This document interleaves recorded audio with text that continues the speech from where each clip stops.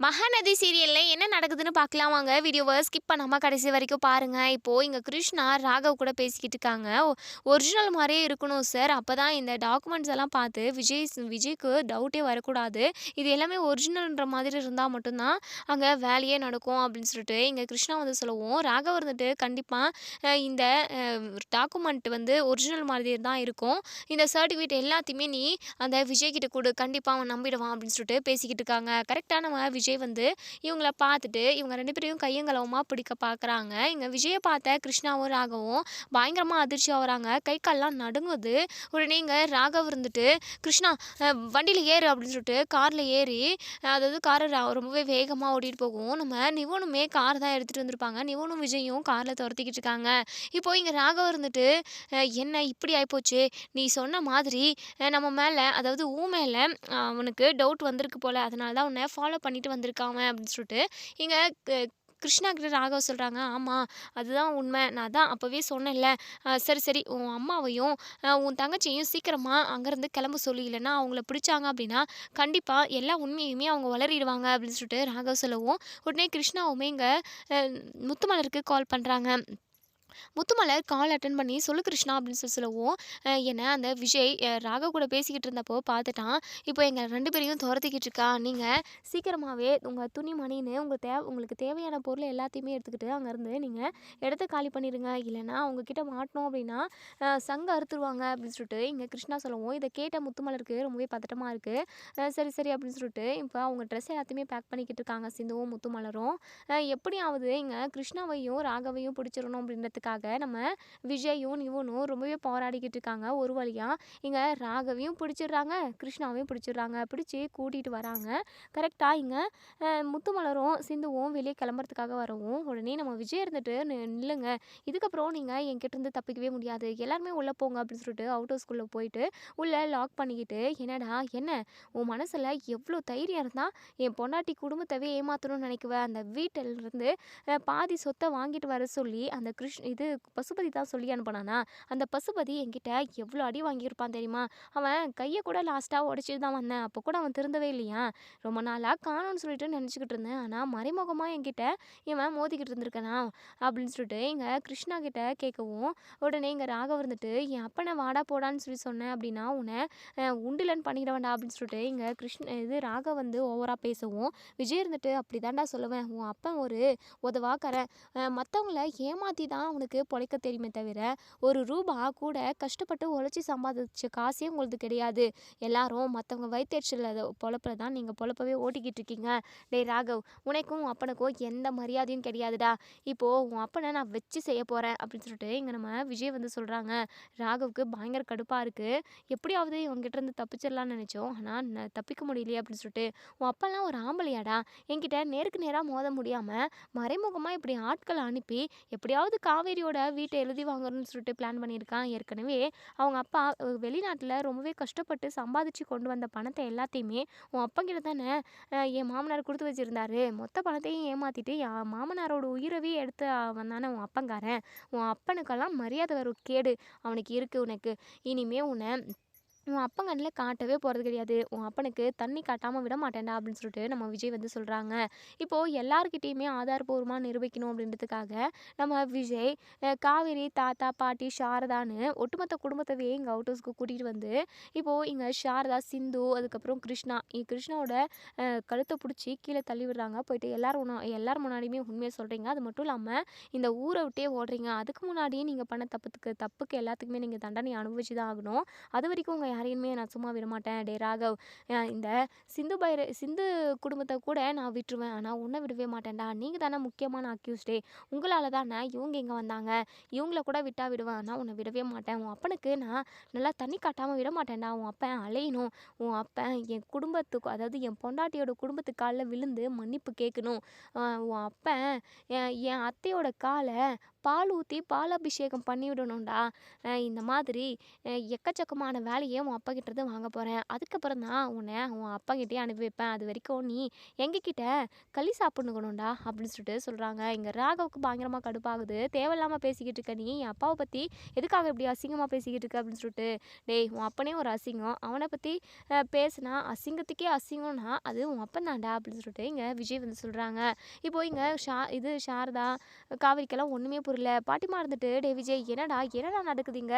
அப்படின்னு சொல்லிட்டு கேட்கவும், உடனே நம்ம விஜய் இருந்துட்டு, "பாட்டி இந்த சிந்து, அதுக்கப்புறம் இந்த முத்துமலரு, அதுக்கப்புறம் இதோ இங்க நிக்கிறானே இந்த கிருஷ்ணா, இவங்க எல்லாருமே சரியான ஃப்ராடுங்க. இந்த ஃப்ராடுங்க தான் அ இ நம்ம காவேரியோட வீட்ட எப்படியாவது அபகரிக்கணும்னு சொல்லிட்டு உள்ள வந்தாங்க. யாருனால? இந்த பசுபதியால. பசுபதி பண்ணது தான் எல்லாமே. இந்த பசுபதி தான் இந்த கிருஷ்ணாவோட குடும்பத்த நம்ம வீட்டுக்குள்ள அனுப்பி வச்சிருக்கான்" அப்படின்னு சொல்லிட்டு இத கேட்ட நம்ம பாட்டிமா பயங்கரமா அதிர்ச்சி ஆகுறாங்க. நம்ம காவேரி இருந்துட்டு, "என்னங்க சொல்றீங்க?" அப்படின்னு சொல்லிட்டு. "ஆமா காவேரி, இந்த கிருஷ்ணா அந்த பசுபதி அனுப்பி தான் வந்திருக்கான்" அப்படின்னு சொல்லிட்டு.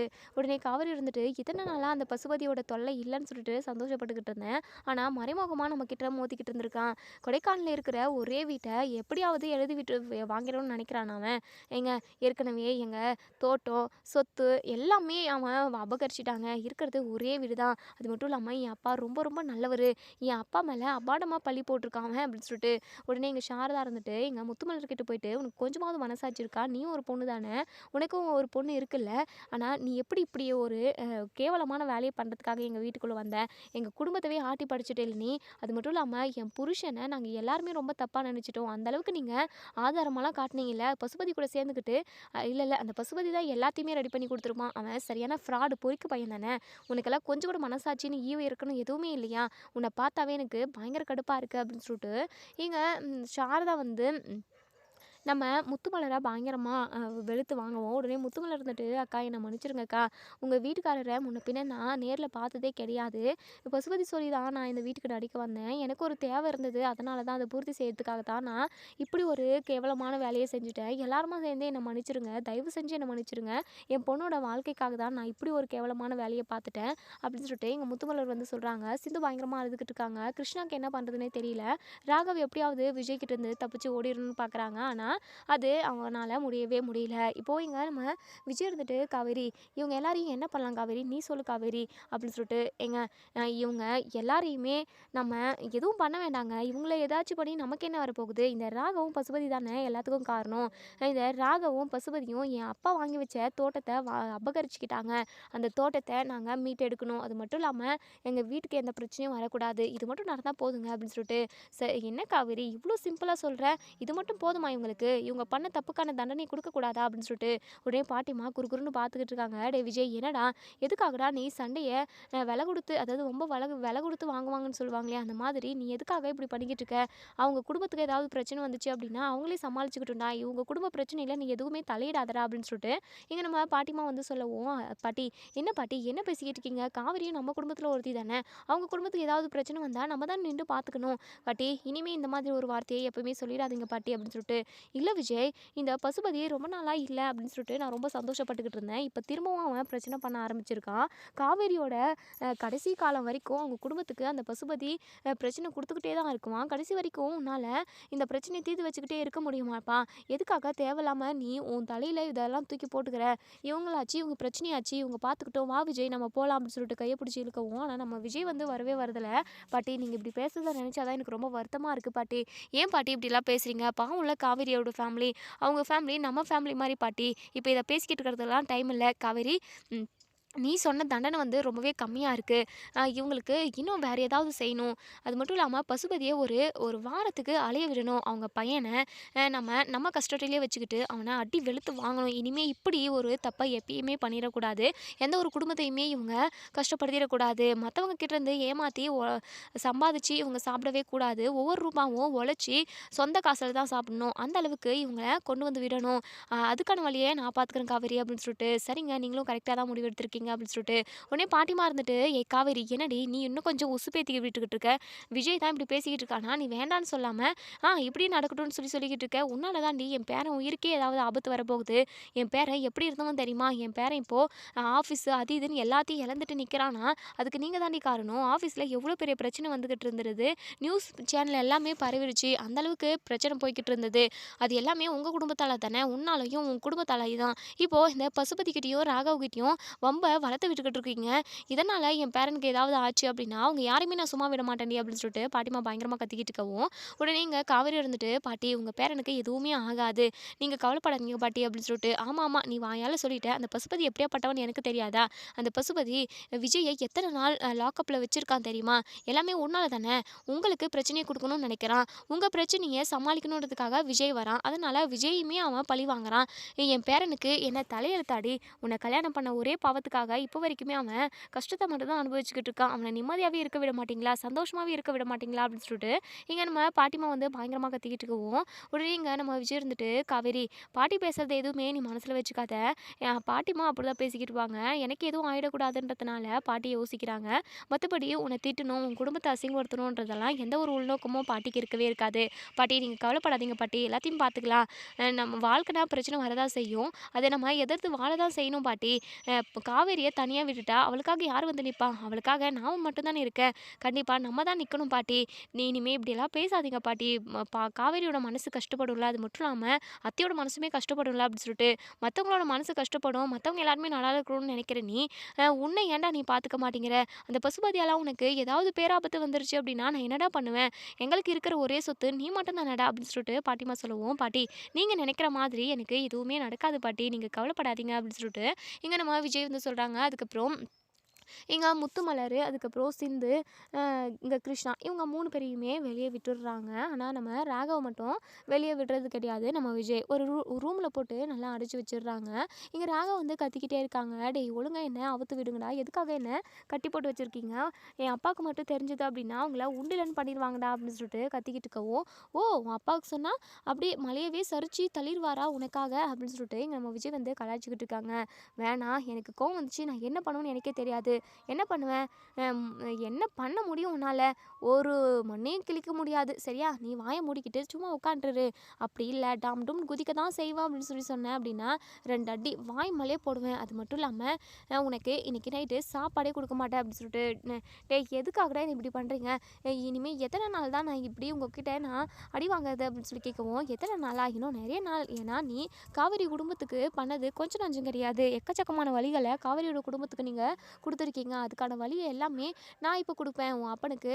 நான் என்ன பாடத்த கத்துக் குடுக்குறேன்னு நீ பார்த்துக்கிட்டே இரு. இனிமே நீங்க யார்கிட்டயுமே ரூபா கூட ஏமாத்தக்கூடாது. மத்தவங்களோட பொருள ஏமாத்தி தன்னுடையதா ஆக்கிக்கணும்னு சொல்லிட்டு, கனவுல கூட நீயும் உன் அப்பனும் நினைக்கவே கூடாது" அப்படின்னு சொல்லிட்டு இவங்க நம்ம விஜய் சொல்றாங்க. அது மட்டும் இல்லாம உன் அக்கா ராகினி இருக்காளே, அவ காவேரிய பழி வாங்குறதுக்காக அவளோட வாழ்க்கையில அவளே மண்ணவாரி போட்டுக்கினான்னு கூட சொல்லலாம். மண்ணவாரி போட்டுக்கினது அவ தலைக்கு இல்ல. ஆனா அஜயோட தலையில. அஜயோட வாழ்க்கையவே கெடுத்து வச்சுட்டா. அவ அவ நல்லா அதாவது அவளோட பழிய தீர்த்துக்கணுன்றதுக்காக அஜயோட வாழ்க்கையவே கெடுத்தவ உன் அப்பன் நீனு. ஒருத்தவங்க கூட சரியில்ல. எல்லாருக்கும் ஒரே மாதிரியான புத்தி இருக்கு. பின்ன உன் அப்பன் கூட நீங்க வளர்ந்துருக்கீங்க. உன் அப்பன் தான் உன்ன வளர்த்துருக்கான். பின்ன உன் அப்பன மாதிரி தான் நீயும் இருப்ப அப்படின்னு சொல்லிட்டு இங்க நம்ம விஜய் வந்து பேசிக்கிட்டு இருக்காங்க. சரி உன் அப்பன் கூட பேசி ரொம்ப நாள் ஆச்சு. இப்போ நம்ம பசுவுக்கு கால் பண்ணலாமா அப்படின்னு சொல்லிட்டு இங்க நம்ம விஜய் வந்து கேட்குறாங்க. உடனே ராகவ் வந்துட்டு ஃபோன் பண்ணி, "என் அப்பாகிட்ட எனக்கு குடு. நான் என் அப்பாகிட்ட பேசணும். இப்பவே வந்து உன்ன ஒரே தூக்கா லாரில தூக்கி உன்ன சாவடிக்க போறாரு" அப்படின்னு சொல்லிட்டு, "ஆமாமாமா. உன் அப்பன் சாவடிச்சுருவான்னு சொல்லிட்டு நான் பயந்து நடுங்கிக்கிட்டு இருக்கேன் பாரு" அப்படின்னு சொல்லிட்டு, "வாய மூடிக்கிட்டு சும்மா இருடா" அப்படின்னு சொல்லிட்டு, அதுக்கப்புறம் இங்க நம்ம விஜய் இருந்துட்டு பசுபதிக்கு கால் பண்றாங்க. பசுபதி இருந்துட்டு, "என்ன ரொம்ப நாள் கழிச்சு இந்த நம்பர்லேருந்து கால் வருது. இது காவேரியோடதா இல்ல விஜய்தா?" அப்படின்னு சொல்லிட்டு ரொம்பவே டவுட்லயே கால் அட்டெண்ட் பண்ணி பேசவும், "என்ன பசு? நல்லா இருக்கியா பசு?" அப்படின்னு சொல்லிட்டு உடனே பசுபதி இருந்துட்டு, "என்ன திடீர்னு எனக்கெல்லாம் கால் பண்ணியிருக்க? உங்க வேலையே அதாவது உங்களோட விவகாரமே எதுவுமே வேண்டான்னு சொல்லிட்டு தானே இப்போ வரைக்குமே நீங்க எங்க இருக்கீங்க, என்ன ஏதுன்னு கூட நான் கண்டுக்காம நான் பாட்டுக்கு என் வேலைய சிவனேன்னு பார்த்துக்கிட்டு இருக்கேன். எதுக்காகடா எனக்கு கால் பண்ணியிருக்க?" அப்படின்னு சொல்லிட்டு இங்க பசுபதி கேட்கவும், "அப்பப்பப்பப்பப்பா! பசு ரொம்ப நல்லவ மாதிரியே நடிக்கிற. இது உனக்கு செட்டே ஆவல. ஏன்னா நீ பண்ண திருட்டு வேலை எல்லாத்தையும் நான் கண்டுபிடிச்சாச்சு.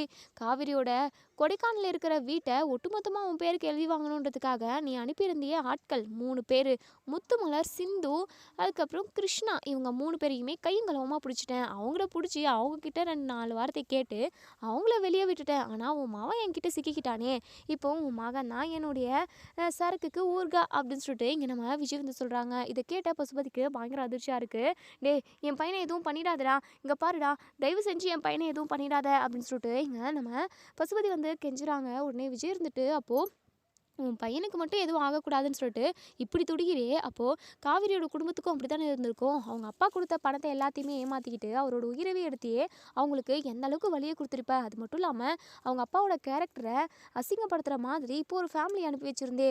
ஒட்டுமொத்த குடும்பமே அவங்க அப்பா தப்பானவர் அப்படின்னு சொல்லிட்டு நம்பவே ஆரம்பிச்சிட்டாங்க. ஏன் நானுமே நம்பிட்டேன். எல்லா ஆதாரமும் டூப்ளிகேட்டாக கொடுத்து அனுப்பி என் மாமனாரோட பேரவே அது டேமேஜ் பண்ணிட்டேல்ல. உனக்கெல்லாம் கொஞ்சம் கூட மனசாட்சின்றது எதுவுமே இல்லைல்ல. டேய், உன்னை மாதிரி ஆளுங்கள்லாம் உயிரோடவே இருக்கக்கூடாது. அது மட்டும் இல்லாமல் உன் பையனை வச்சு செய்கிறதுல நீ அங்கே ரத்த கண்ணீர் வடிக்கணும்டா அப்படின்னு சொல்லிட்டு இங்கே நம்ம விஜய் வந்து சொல்கிறாங்க. உடனே பசுபதி இருந்துட்டு, இங்கே பாரு விஜய், தேவையில்லாமல் என் குடும்ப விஷயத்தில் நீ தலையிடாத. எனக்கும் காவிரி குடும்பத்துக்கும் எக்கச்சக்கமான பகை இருக்குது. தேவையில்லாமல் நீ நடுவில் நுழைஞ்சி உன்னுடைய வாழ்க்கைக்கு எடுத்துக்க போகிற. அது மட்டும் இல்லாமல் உன் உயிருக்குமே இது ஆபத்து தான். என் பையனுக்கு ஏதாவது ஆச்சு அப்படின்னா, இல்லை என் பையன் மேலே சின்னதாக ஒரு கீறல் விழுந்தால் கூட உன்னை நான் உயிரோடவே விட மாட்டேன்டா. அது மட்டும் இல்லாமல் உன் பொண்டாட்டி கர்ப்பமாக தானே இருக்கான். அவள் வயிற்றில் வளர்கிற உன் வாரிசு உயிரோடவே இருக்காது அப்படின்னு சொல்லவும், இதை கேட்ட நம்ம விஜய்க்கு பயங்கரமாக ஆத்திரம் வருது.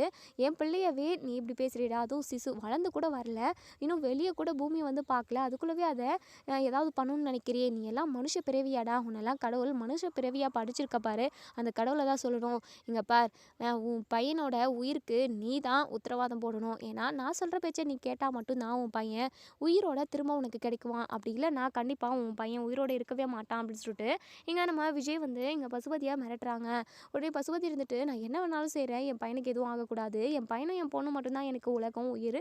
தயவு செஞ்சு என்ன செய்யணும்னு மட்டும் சொல்லு, மற்றபடி நான் எல்லா விஷயத்தையுமே நான் செஞ்சிடுறேன் அப்படின்னு சொல்லிட்டு, சரி சரி நீ இனிமே அந்த கொடைக்கானலில் இருக்கிற வீட்டுக்கும் எனக்கும் எந்த சம்மந்தம் இல்லை. அது மட்டும் இல்லாமல் நான் அந்த வீட்டு பக்கமே வரமாட்டேன். காவேரி குடும்பத்துக்கு எந்த ஒரு தொந்தரவுமே கொடுக்க மாட்டேன் அப்படின்னு சொல்லிட்டு நீ சொல்லணும். அது மட்டும் இல்லாமல் நீ ஏமாற்றி வாங்கின பாரு தோட்டம், அதை கூட நீ எல்லாத்தையுமே இப்போது அவங்களுக்கு மட்டும்தான் சொந்தம். அதாவது காவேரி குடும்பத்துக்கிட்ட நான் பிரச்சனைக்கே வரமாட்டேன்னு சொல்லிட்டு அழகாக வெள்ளை பேப்பரில் எழுதி உன் சைனை போட்டு கொண்டு வந்து நான் சொல்கிற இடத்துல போட்டுட்டு போ. அதுக்கப்புறம் உன் பையனை விடலாமா வேண்டாமான்னு சொல்லிட்டு நான் யோசிக்கிறேன். அது மட்டும் இல்லாமல் ஒரு 5 நாள் வச்சு உன் பையனை கும்முன்னு குமுறி எடுக்கணும்னு சொல்லிட்டு மனசுக்கு அவ்வளோ ஆசையாக இருக்குது.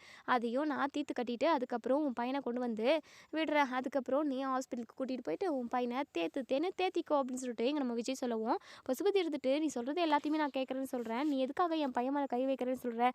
என் பையனுக்கு சின்னதாக அடிபட்டால் கூட அவனால் தாங்க முடியாது. தயவு செஞ்சு அவனை எதுவும் பண்ணிடாத. நான் என்ன வேணாலும் பண்ணுறதுக்கு தயாராக இருக்கேன் அப்படின்னு சொல்லிட்டு, சரி சரி ஃபஸ்ட்டு நான் சொன்னதை செய், அதுக்கப்புறம் மற்றதெல்லாம் பார்த்துக்கலாம் அப்படின்னு சொல்லிட்டு இப்போது இங்கே ராகவ்கிட்ட, சரி உனக்கு இன்றைக்கி நைட்டு சாப்பாடு கிடையாது, பட்னியாக படுத்து தூங்கு, நான் வரேன் அப்படின்னு சொல்லிட்டு ஒரு ரூமில் வச்சு லாக் பண்ணிவிட்டு இங்கே நம்ம காவேரி கிட்ட அது போகிறாங்க. அதாவது வீட்டில் ஹாலில் போகிறாங்க. இங்கே தாத்தா பாட்டி சாரதானே எல்லாருமே உட்காந்துக்கிட்டு இருக்காங்க. இப்போது நம்ம விஜய் இருந்துட்டு, அந்த பசுபதி கிட்ட பேசினேன், ரொம்பவே பயந்து நடுங்கி போய் தான் பேசினான். அவங்க பையனை நம்ம கடத்தி வச்சுருக்கிறதுனால அவன் ரொம்பவே கோவத்தில் இருக்கான். அது மட்டும் இல்லாமல் அவன் பயப்படவும் செய்கிறான். அவன்லாம் ஒரு ஆளே கிடையாது. காவேரி, இனிமேல் உங்கள் குடும்பத்துக்கு எந்த பிரச்சனையும் வராது அவனால், அதுக்கான எல்லா ஏற்பாடும் தான் நான் பண்ணிக்கிட்டு இருக்கேன் அப்படின்னு சொல்லிட்டு இங்கே காவேரி இருந்துட்டு ரொம்பவே சந்தோஷப்படுறாங்க. சாரதாவுமே, தம்பி ரொம்ப நன்றி தம்பி அப்படின்னு சொல்லிட்டு இங்கே பாட்டிமா சாரதாவை பார்த்து முறைச்சிக்கிட்டு இருக்காங்க.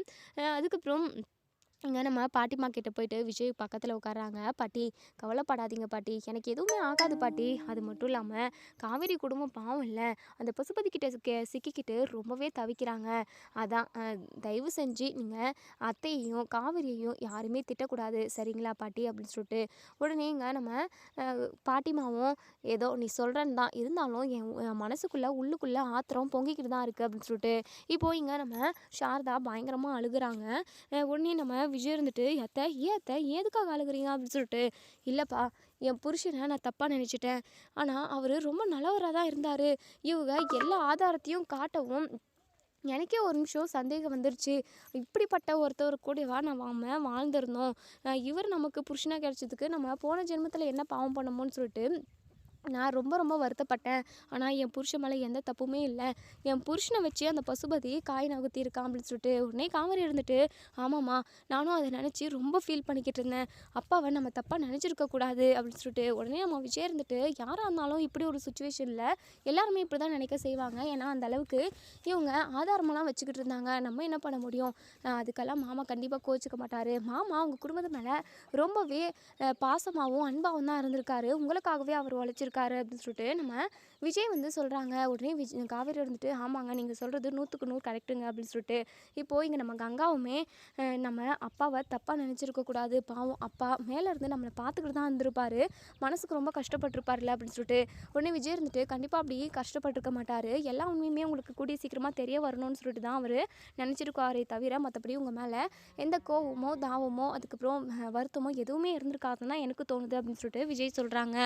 நம்ம காவேரி இங்கே ராகவ் கிட்ட வந்து, இங்கே பாரு ராகவ், உனக்கெல்லாம் கண்டிப்பாக கல்யாணமே நடக்காதுடா. உன்னை மாதிரி ஒரு கேடு கெட்டவனுக்கெல்லாம் யார் பொண்ணு கொடுப்பா? உன்னை மாதிரி ஒரு கேடு கெட்ட குடும்பத்துக்கு எந்த பொண்ணுமே வாக்கப்பட்டு வராது அப்படின்னு சொல்லிட்டு சொல்லவும், உடனே இங்கே ராகவ் வந்துட்டு, உன்னை யாராவது கேட்டாங்களா எனக்கு என்ன பொண்ணு பார்த்து கல்யாணம் பண்ணுவேன்னு கேட்டேனா? ஒழுங்கு மரியாதையே என்ன கழட்டி விடுங்க, கயிறெல்லாம் போட்டு கட்டி வச்சுருக்கீங்க, ஒழுங்கு மரியாதையாக கழட்டி விடலை அப்படின்னா நடக்கிறதே வேறு அப்படின்னு சொல்லிட்டு இங்கே ராகவ் வந்து சத்தம் போடுவோம். உடனே இங்கே விஜய் இருந்துட்டு, என்னடா என் பொண்டாட்டிக்கிட்டே நீ சத்தமாக பேசுறியா அப்படின்னு சொல்லிட்டு வாய் மலையை ஒன்று விடுறாங்க. இப்போது இங்கே ராகவ் எப்படியாவது தப்பிச்சு போயிடணும்னு சொல்லிட்டு பிளான் பண்ணிக்கிட்டு இருக்கவும், இங்கே நம்ம விஜயும் காவேரியும் பேசிக்கிட்டு இருக்காங்க.